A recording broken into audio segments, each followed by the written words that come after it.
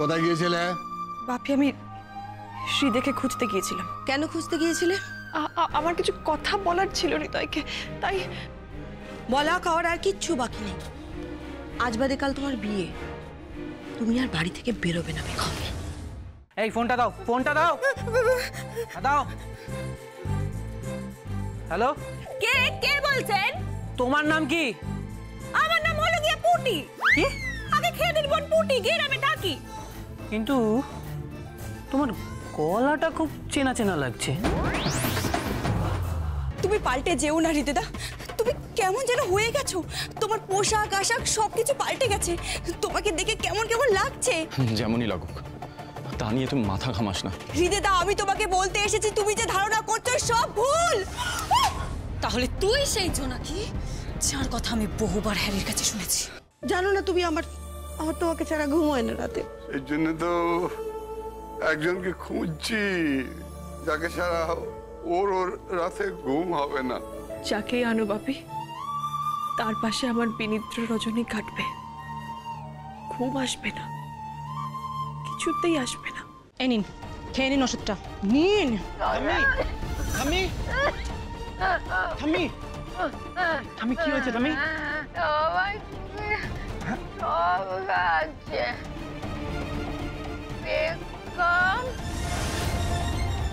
হ্যাঁ থামি, বেগম।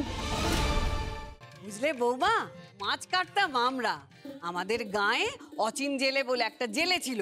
তোমার শ্বশুর মশাই গো অচিনকে বলতো, যা মাছ ধরে আন, আর ওকে জাল ফেলতো, এত বড় বড় মাছ ধরে নিয়ে আসতো। বাবা দিদা, যা সাইজ দেখাচ্ছ তুমি বাবা, ওটা তো দেখে মনে হচ্ছে তিমি বা ডলফিন, তাই কি? এই তুই চুপ কর তো, একদম চুপ কর। তোরা কি, তোরা তো ফ্রিজের এইটুকু সরু সরু ওই ব্লেডে কাটা মাছ খাস, আবার তোরা মাছের কি বুঝবি রে? হ্যাঁ, মাছ খেতাম আমরা। হ্যাঁ, মা জননী, ওকে বাঁচা। না না, কোনো বাঁচানোটার জন্য হবেই না। যান যান, মাছ কাটুন, যান মাছ কাটুন। ও বৌমা, আজ ওর আইবুড়ো ভাত, বৌমা ছেড়ে দাও। না না না মা, ওনার আইবুড়ো ভাতে আমার প্রবল আপত্তি আছে, অবজেকশন। হ্যাঁ, যেমন হচ্ছে আপনার ছেলেটা, তিনি তার চামচা। চামচা বলে ছোট করবেন না ম্যাম সাহেব, বলুন মু সাহেব। মু সাহেব বলি, ওটার মানে একই হলো। চলুন চলুন চলুন। কি, কোথায়? কেন, জম্মের আইবুড়ো ভাত খাওয়াবো আপনাকে। সকাল থেকে খাটতে খাটতে মরে যাচ্ছি আমি। বৌমা, কি হয়েছে মা? তুমি চিন্তা করো না বৌমা, আমি রেঁধে দেবো। আমি নিজের হাতে রেঁধে আমার ছেলের সহকারীকে আইবুড়ো ভাত খাও। ইস, কি শখ! উনি নাকি রেঁধে ওনাকে আইবুড়ো ভাত খাওয়াবেন। বেশ, আপনিই করুন, সব আপনি করবেন। আমি কিন্তু কোনো কাজ করতে পারবো না, কোনো রান্না বান্না করতেই পারবো না। আমি না এবার এই সংসার ছেড়েই চলে যাব। বাপরে, কত মাছ নিয়ে এসেছে তো ওত্তেরই। আগে মা জননী, বলছিলাম যে ওই পুঁটি মাছটা না একটু ওই বেগুন দিয়ে ঝাল করে দেবেন। হ্যাঁ, সে তো করবোই। এ তো আপনার পিতৃপুরুষের হোটেল, আপনি অর্ডার দিয়েই খালাস হয়ে গেল। আপনার বাবু কোথায়? হ্যাঁ, কোথায় সে? আগে স্যার তো ওই আমার আইবুড়ো ভাতের জন্য বড় বড় রাজভোগ আর বড় বড় পান্তুয়া আনতে গেছেন।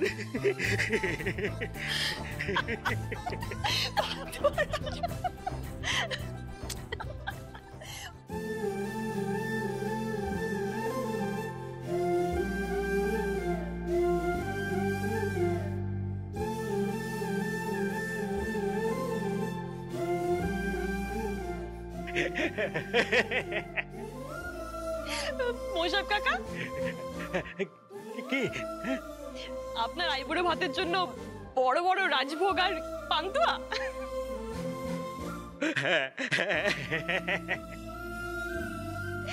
আপনার যদি ঠিক বয়সে বিয়ে হতো না, তাহলে আপনার ছেলেমেয়ের এখন বিয়ে হয়ে যেত। হ্যাঁ,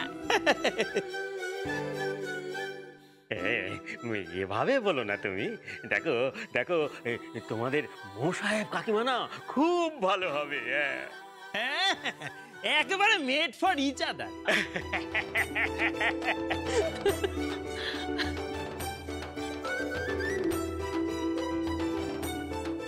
এই নিন, খেয়ে নিন ওষুধটা, নিন। থামি থামি থামি কি হয়েছে থামি?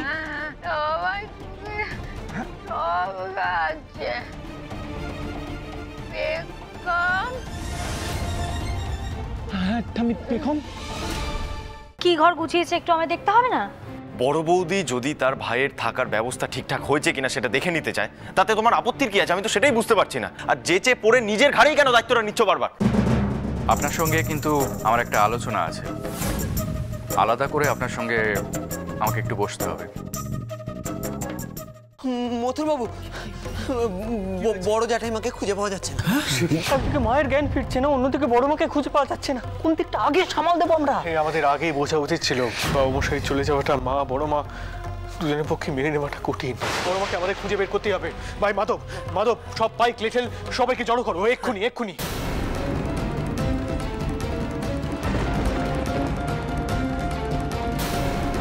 ছোট কর্তা, আমাকে বাঁচান ছোট কর্তা, এখান থেকে আমাকে বের করে নিয়ে যান ছোট কর্তা, আপনি শুনতে পাচ্ছেন আমার কথা? মনে হলো যেন শ্যামার গলা পেলাম, আমাকে ডাকছে।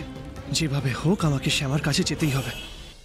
আমি যে ভৈরবী মাকে কথা দিয়েছি, তোকে ছাড়া আমি মন্দিরে কিছুতেই প্রবেশ করব না। তুই আর আমি যে হরিহর আত্মা বেনি। শুনছো শুনছো, তোমরা আমার মতো এক ছোট সন্ন্যাসীকে এই পথ দিয়ে যেতে দেখেছো? তোমার মতন কাউকে তো দেখিনি।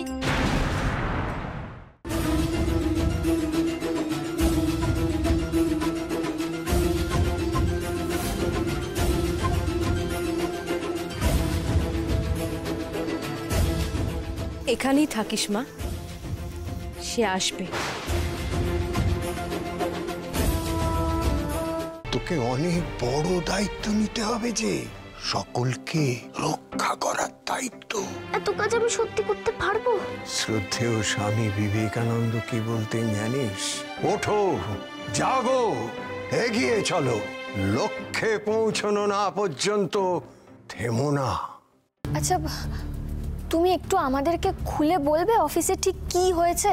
তবে একটা জিনিস ক্লিয়ার হয়ে গেছে, আমাকে ফাঁসানোর জন্যই এই পুরো ঘটনাটা সাজানো হয়েছিল, এবং সেটা কে সাজিয়েছে সেটাও আমি জানি।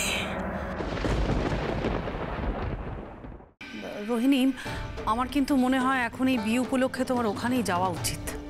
আমি যাব? আমি ওই গন্ডগ্রামে যাব? তুমি কি বলছো? সবই ঠিক আছে, কিন্তু আমার মন বলছে জানো তো, এই বিয়েতে ঝামেলা হবে। শবনম, ঝামেলাকে বুঝে নেওয়ার ক্ষমতা আমি রাখি। ওই যে কোড়াল ছায়া, ওর জন্যই তোমার জীবনে এত সর্বনাশ হয়েছে। আমার মা আর গুরুদেব যা বলবেন শুনবো, কিন্তু তোমার কথা কখনো না। তুমি এখান থেকে না গেলে আমি বাড়ি ছেড়ে চলে যাব। যেদিন যেদিন ছুটি থাকবে তুমি আমাকে মায়ের কাছে যেতে দেবে তো? দেখো ভেলকি, সেটা তো সম্ভব না। আমি যখন মনে করব তখন আমি তোকে নিজে মায়ের কাছে নিয়ে যাব। মোহিনী সরকার তো এই বাড়িতে থাকে না। আমি যদি লুকিয়ে মাকে ওষুধটা দিয়ে আসি, কেউ তো বুঝতেও পারবে না। মথুরবাবু, বড় জ্যাঠাইমাকে খুঁজে পাওয়া যাচ্ছে না। একদিকে মায়ের জ্ঞান ফিরছে না, অন্যদিকে বড় মাকে খুঁজে পাওয়া যাচ্ছে না। কোন দিকটা আগে সামাল দেবো আমরা? আমাদের আগেই বোঝা উচিত ছিল বাবুমশাই চলে যাওয়াটা মা বড় মা দুজনের পক্ষে মেনে নেওয়াটা কঠিন। বড় মাকে আমাদের খুঁজে বের করতেই হবে। ভাই মাধব, মাধব, সব পাইক লেঠেল সবাইকে জড়ো করো এক্ষুনি এক্ষুনি। আমি যে ভৈরবী মাকে কথা দিয়েছি, তোকে ছাড়া আমি মন্দিরে কিছুতেই প্রবেশ করব না। তুই আর আমি যে হরিহর আত্মা বেনি। শুনছো শুনছো, তোমরা আমার মতো এক ছোট সন্ন্যাসীকে এই পথ দিয়ে যেতে দেখেছো? তোমার মতন কাউকে তো দেখিনি।